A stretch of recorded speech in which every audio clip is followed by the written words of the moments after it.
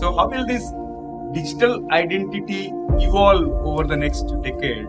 And why should every listener care today? The single most important determinant of your future success and contribution to the world is the definition of your personal identity. And if you can leverage AI to help that identity be known and empowered by others, you will be successful. If you give up on that identity, you will become irrelevant. And you have worked across Silicon Valley, the Middle East, and global innovation ecosystems. So I'm curious to know, what differences do you see in how various regions are approaching AI and also the future of work? Silicon Valley is and became so great because it focused on innovative products. The Middle East, Sand Valley, as I call it, is not just focused on individual solutions. The difference is they're redesigning entire systems. I mean, how societies work, right? The scale of what they're able to go after because they don't have that legacy is immense. How will AI change the humans? So what are most people missing about this particular transformation? You have to see AI not as a threat, not as a tool, but a means of empowerment, right? And you understand that when knowledge is free, then that means that judgment becomes priceless. In other words, what you do in essence of being a human becomes more valuable than it ever was before.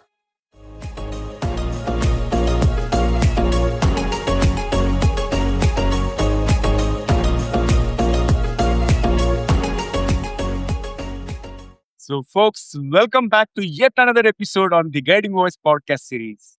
And I'm going to ask you a few questions. So, what if everything we have been told about AI, artificial intelligence, is incomplete? And what if the real disruption isn't the technology replacing people, but people discovering a completely new version of themselves? And today's guest has spent more than 3 decades operating at the intersection of leadership, innovation, artificial intelligence, and most importantly, large scale transformation. And he has helped shape billion-dollar initiatives, and he has led technology innovation at Cisco and also served as the CEO of Autonomous, the technology arm behind Neom's vision of cognitive cities, and now leads JMBX, a company focused on upgrading human potential in the age of intelligent machines. He is a globally recognized applied futurist, TEDx speaker, and author of Questioneering and co-author of U to the Power of Two, a groundbreaking exploration of human identity and artificial intelligence. And most importantly, he doesn't just talk about artificial intelligence, but he challenges leaders, creators, and professionals to rethink who they are, how they make decisions, and how they can thrive in a world where intelligence is becoming abundant. And get ready for a mind expanding conversation on leadership, the future of the work, and AI powered decision making, cognitive cities, digital identity, and what it truly means to remain uniquely human. I'm super excited about this episode. And first of all, Joseph, hearty welcome to the Guiding Voice. How are you doing today? Thank you. I'm doing great. Thanks for having me. Looking forward to the conversation. I'm super excited. And I already started watching your content. I think they're all futuristic and really tons of insights to take away. And folks, today's topic is AI won't replace you, but someone using AI will, and the future of human advantage with Joseph Bradley. But before we get into our conversation, here is an exciting twist. As always, let us tickle our guest brain first. So, Joseph, we have got some interesting format. We'll begin with a rapid fire round of random words and then the mainstream conversation, and we'll conclude with another rapid fire round. Okay? If you're ready. All right, sounds good. Let's do it. Super. So I'm going to mention a few words, and you need to respond crisply without thinking much. And if you're ready, let's get the ball rolling. All right, let's do it. Okay, my first word is technology. Human amplifier.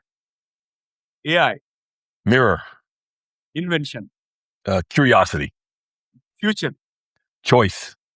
Universe. Possibility. Leadership. Service. Wow. Success. Impact. Life. It's a contact sport. Amazing. Amazing. And here comes the last word, money. Overrated. So profound and spot on responses, Joseph. And thank you so much for participating in Rapid Fire Round Number One. And it's time No for us problem. to get into the mainstream conversations. And here you can answer between 1 to 1.5 minutes for each of my questions. And Okay. here comes our first platform standard question. Who is your guiding voice? Oh man, my father, James Bradley. I lost him last June, but he's still with me. He was such a guiding light. And my mom is. I'm very lucky. My mom is here as well. They've been married for over 50 years. But he always was very, very clear that it's not what you don't know in life that causes you to fail, but it's what you believe to be true. Yeah. And he left that with me, and yeah, incredible man. Yeah. Incredible friend, incredible dad. Wow. And I'm sure you must be missing him and sorry to hear about his loss. So, Yeah, big loss every day. yeah, absolutely. And Joseph, now let's talk about your success mantra, as in top 3 things that have contributed to your success so far. Yeah, when I think about that, number one is humility.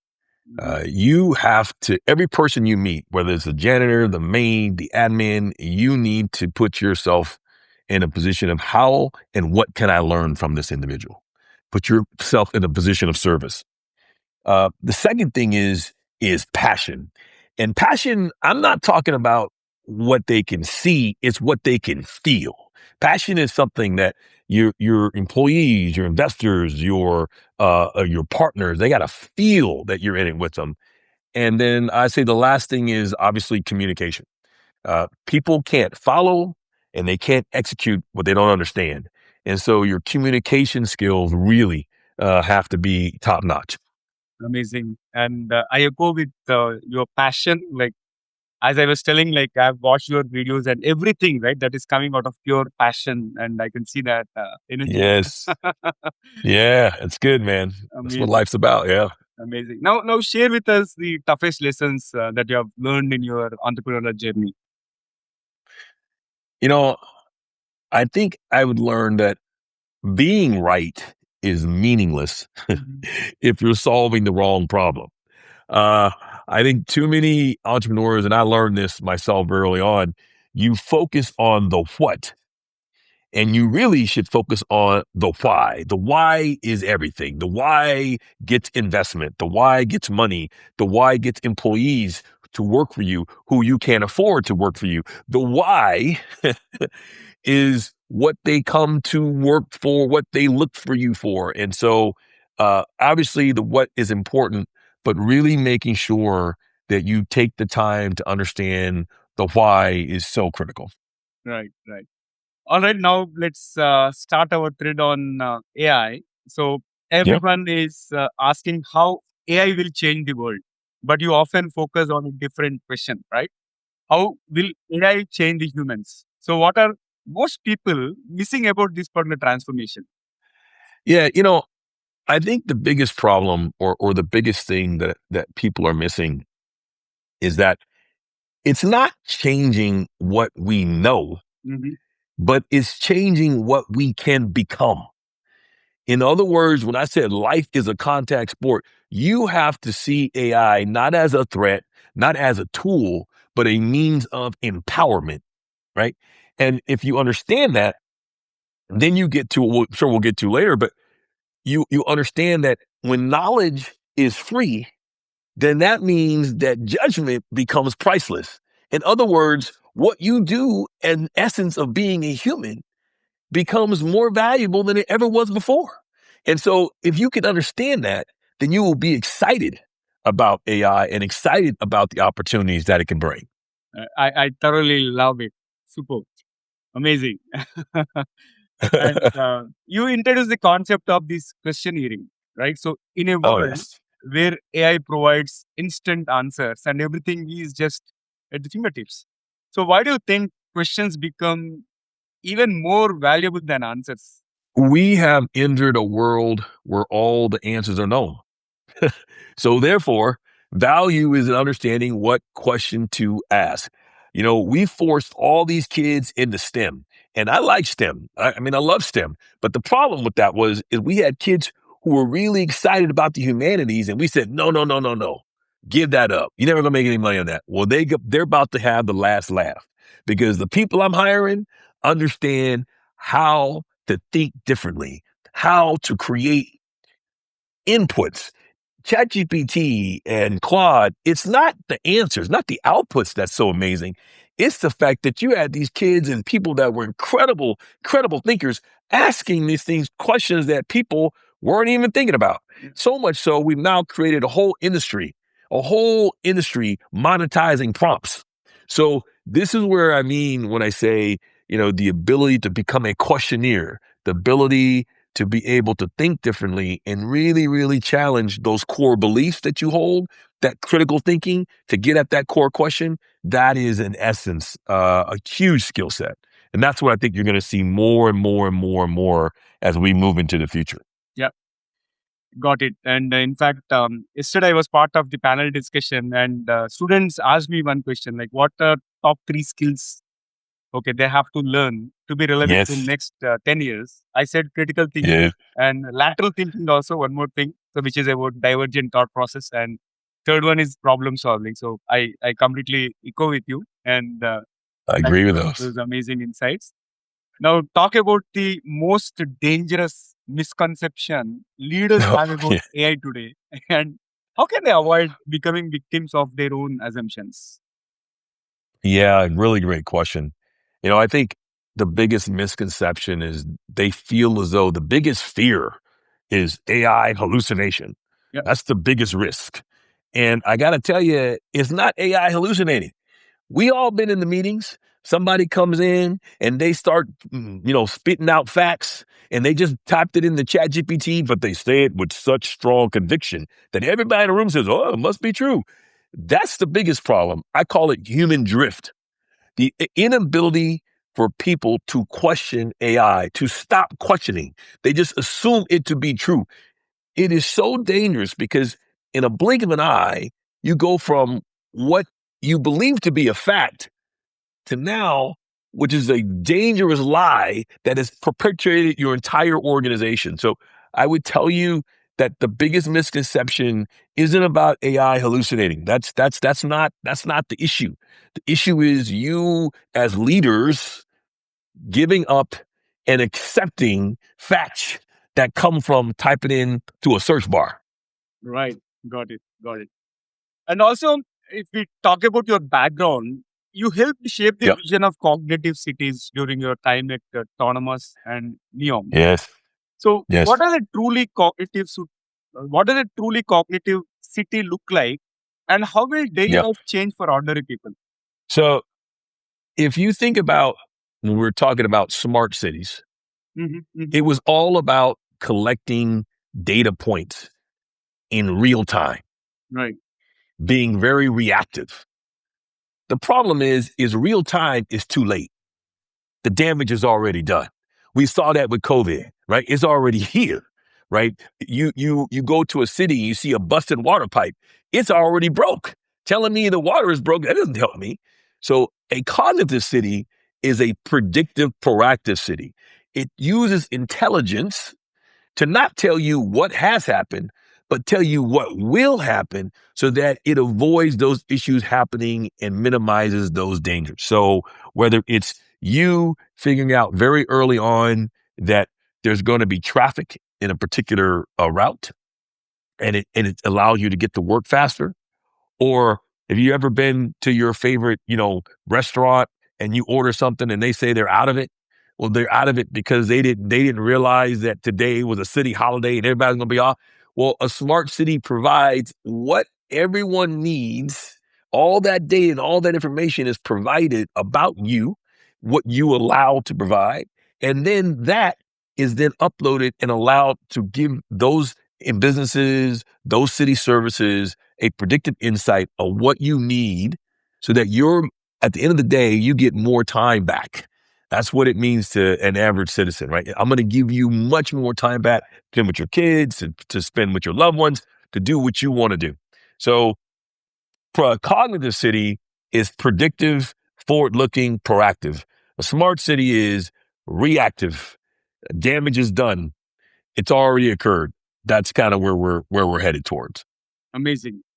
And I interact with professionals, okay, across the diverse experiences, and many professionals are fearing becoming irrelevant, right? So if a 25-year-old and a 55-year-old ask you how to remain valuable in the AI era, what advice Good would you give question. both?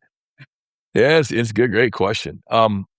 Okay, I would tell the 25-year-old, Mhm. master AI early, but do not outsource your thinking. Okay. Yeah. That is the worst thing you can do. So master AI early, but don't outsource your thinking. If you are a 55-year-old, man, I tell you right now, man, congratulations. Your experience has never been more valuable because see, AI gives you speed, but speed without direction is no good. So what gives you direction? Wisdom. And that's what you have if you're 55 years old. So that's what I would tell Amazing. Love it. I love it. I think you're spot on again. And them. you also often speak about human-centered artificial intelligence, right? So how do we ensure that technology amplifies human potential instead of diminishing it? Great question.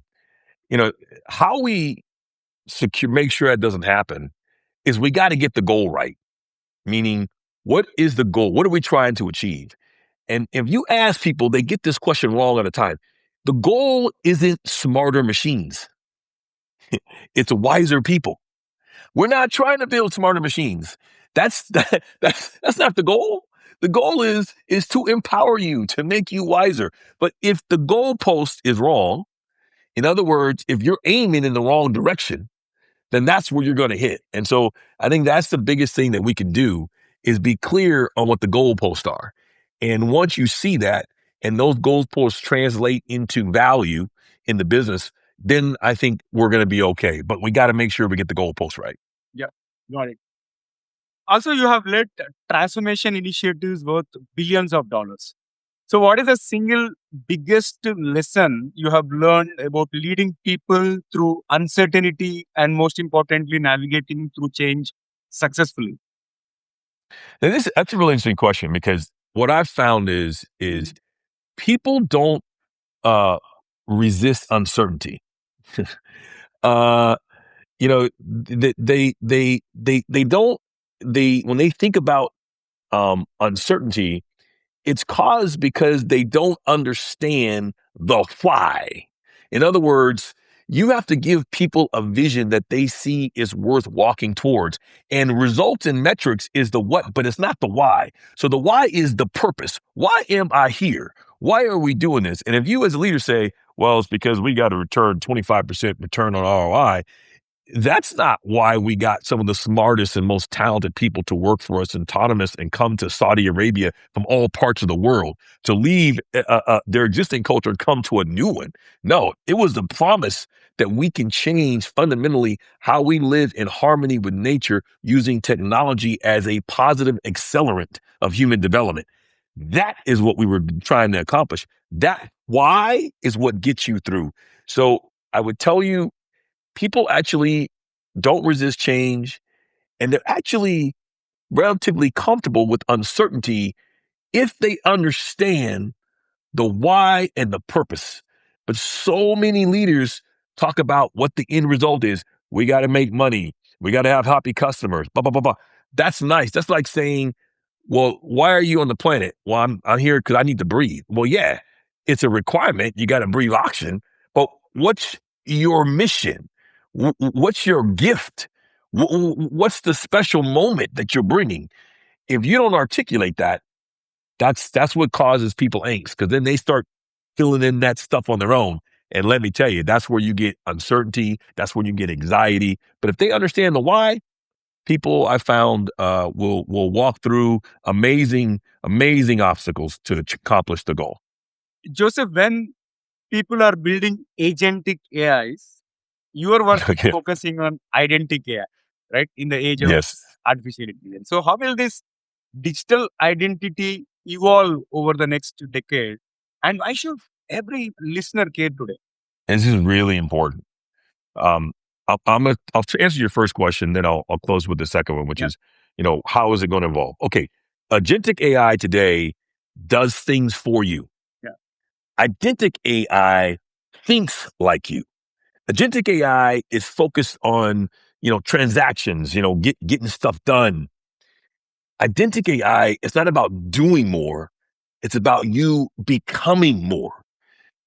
This is not, why should you care? Is because the single most important asset, the single most important determinant of your future success and contribution to the world is the definition of your personal identity. And if you can leverage AI to help that identity be known and empowered by others, you will be successful. If you give up on that identity and you become the puppet and let somebody else become the puppet master, it's worse. It's not that you will lose value, it's simply that you will become irrelevant and you don't matter. So this is identity AI and human identity, and being able to accelerate how you become the best of you possible is essential. Because if you don't determine the best of you, then a Google search or a Claude search or a chat search, they will start determining and shaping your identity. yeah, wonderful.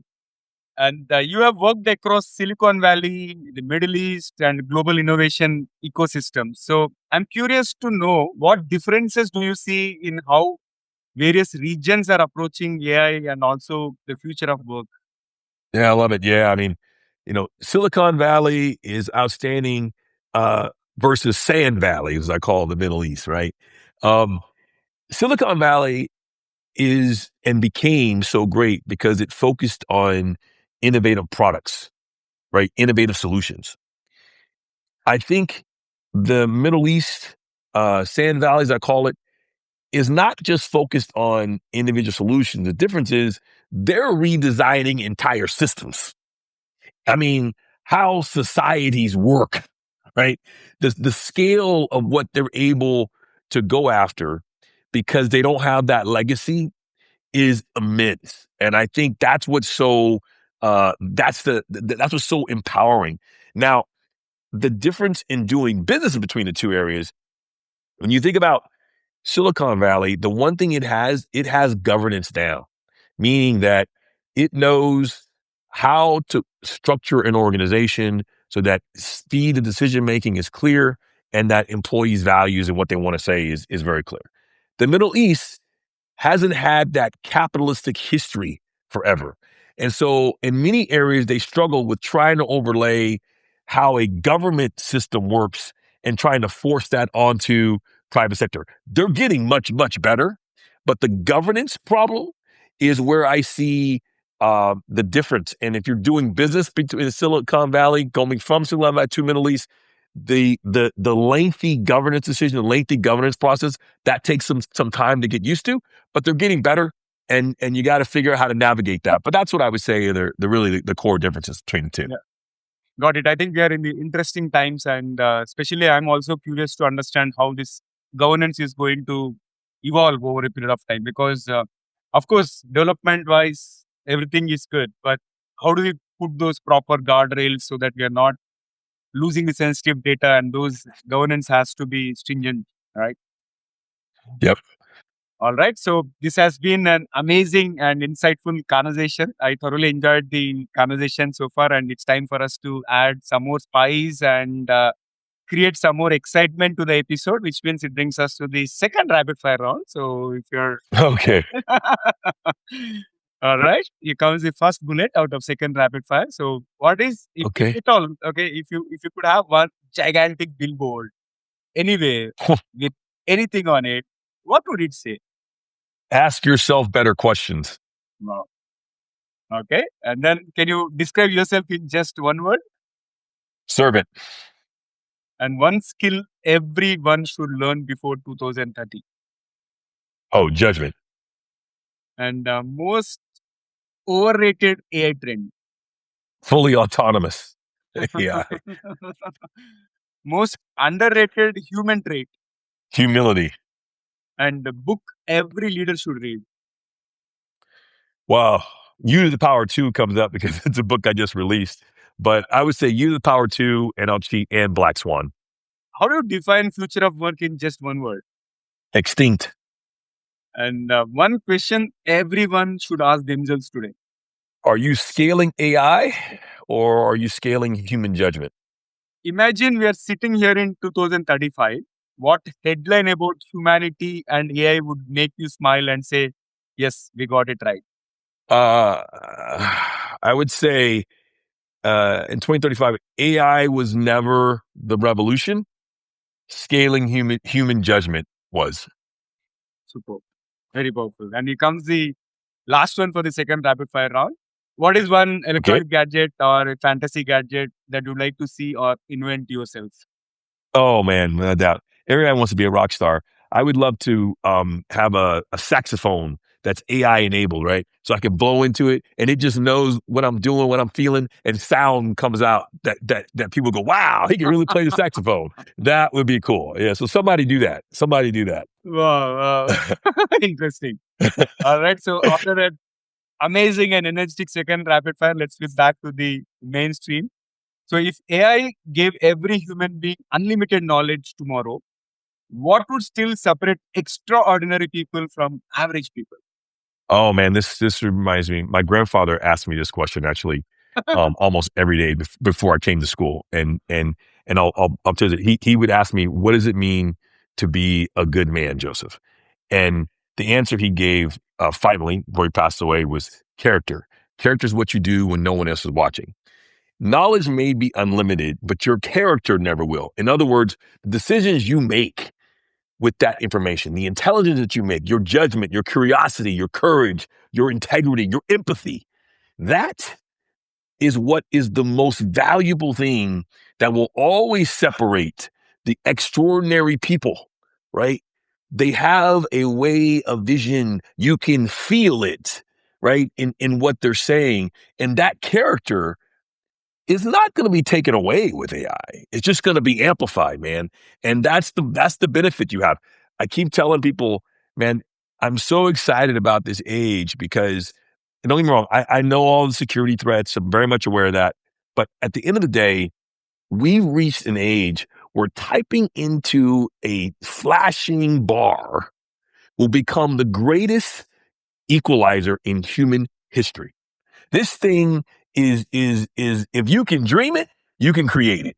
And what a way to live in an age that how fortunate we are to live in an age like this. So if you can't get excited about this and if that doesn't get you going, then you should probably get on Elon Musk's rocket and go to Mars or something, go to another planet. Because this one is for everyone, right? It doesn't Yeah, matter what color you are, it doesn't matter what your educational background is, it doesn't matter what your passport says.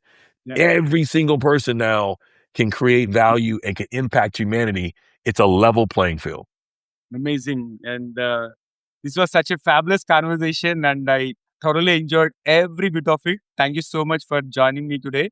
And Joseph, how was your experience being hosted on The Guiding Voice? It was great. I love your questions. Your questions are really, really good. I think I'm gonna give you an official title of questionnaire now that been on your podcast. So you are a questionnaire. So congratulations, man. Amazing. Thank you, thank you, thank you for such a great compliment. And this is one of the finest conversations for sure that I've had on the platform.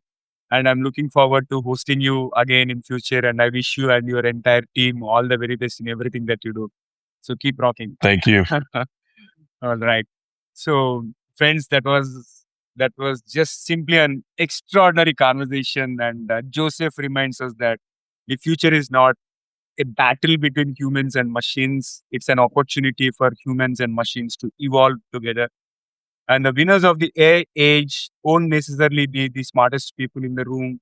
They'll be the most curious, most adaptable, and most intentional about the growing alongside technology.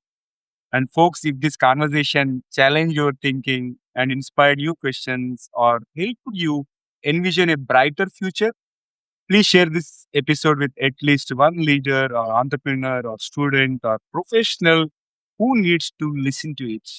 Because the future is not something that happens to us, it's something we create, right? So before we jump into the fun trivia section, ask yourself only one question. Am I preparing for the future I want or merely reacting to the future that is coming? All right. So ask that question and also leave your a reflective question. If you are watching this episode on YouTube, comment there, or if you found it on Spotify or social media platform, you can comment there as well. Now it's time for us to cruise into the trivia segment. Having had amazing conversation with Joseph on the future of artificial intelligence, Identic AI, and many important topics, I thought of presenting you top three technology trends for 2050 and beyond. The first aspect is AI digital twins, personal AI versions of ourselves that can think, learn, negotiate, and work on our behalf, right? Becoming an extension of human intelligence. This is what Joseph has mentioned in the form of Identic AI, right? So this is already an upcoming trend. And then cognitive cities is another factor. So cities that just don't collect data, but continuously learn, predict, and adapt to citizens' needs on real-time basis. Imagine cognitive cities coming into life, right? And last but not the least, human intelligence amplification. Yes, you heard it right. AI and emerging technologies are enhancing human creativity and also decision making and productivity. Rather than simply automating tasks, the future won't be about smarter machines alone. It will be about AI powered humans living in AI powered societies. I'm really super curious about how the future is going to evolve, how we are going to create it. And do let me know your thoughts on this episode. So that's it for today. Thank you so much for tuning in and also for being part of our awesome TGV family. So, folks, until next time, take care, stay inspired, and remember the best is yet to come. Goodbye for now. See you all in the next episode with another amazing guest. Take care. Love you all. Bye bye.